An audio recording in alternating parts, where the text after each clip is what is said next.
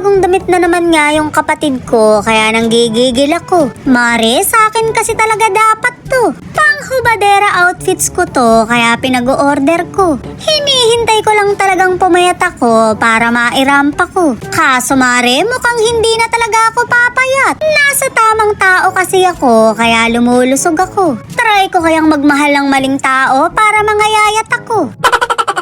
Nakita nyo naman paano kakasya yung jogging ko rin eh. Kung dati kalamansi lang to, ngayon lemon na. Kaya kahit masama man ang loob ko, ipamamana ko na to. Hubadera din naman tong kapatid ko, kaya hindi masasayang to. Tsaka naisukat niya na mare, kaya wala nang bawian. Nahawahan na ng putok, kaya kontaminado na to.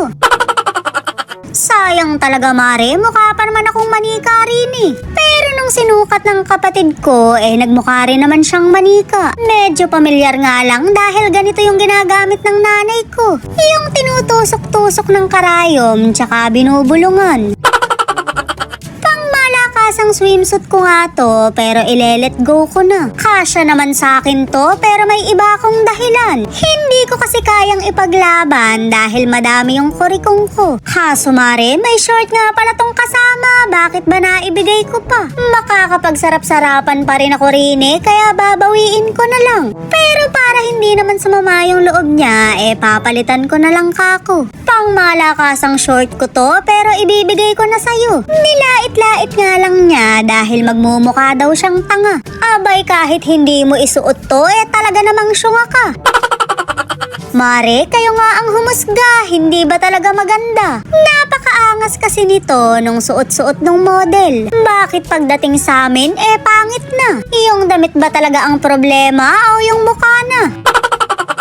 O diba, ang gaganda ng nabili ko. Magsa-summer na kasi, kaya puro pang swimming yung pinagbibili ko. Ready na yung mga damit ko, yung katawan ko na lang talaga ang hindi. Kaya naman tiba-tiba tong kapatid ko dahil sa kanya na mapupunta. Mare, kaming dalawa lang naman ang hubadera sa amin. Hindi naman kasya kay nanay to dahil hanggang hita niya lang to.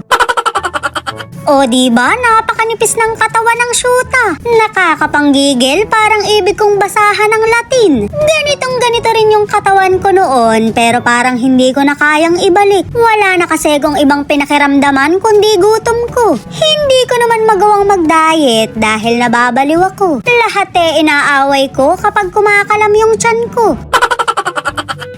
At sinukat ko ulit yung short para ipaglaban sa inyo. Cute naman talaga, diba? Mukha akong clown. Sabihin nyo nga sa akin yung totoo, ba't ba pinagtatawanan ako ng kapatid ko? Ayaw niya kasi talagang tanggapin, kaya ako na lang yung magsusuot nito. Magpapanipis lang ako ng konti para mairampa ko. Pero sa malamang maitambak lang to dahil malabo nang bumalik yung dosing bewang ko. Well, kahit naman lumusog ako, makatas pa rin ako. Oh, mare, yung tenga kasi yun.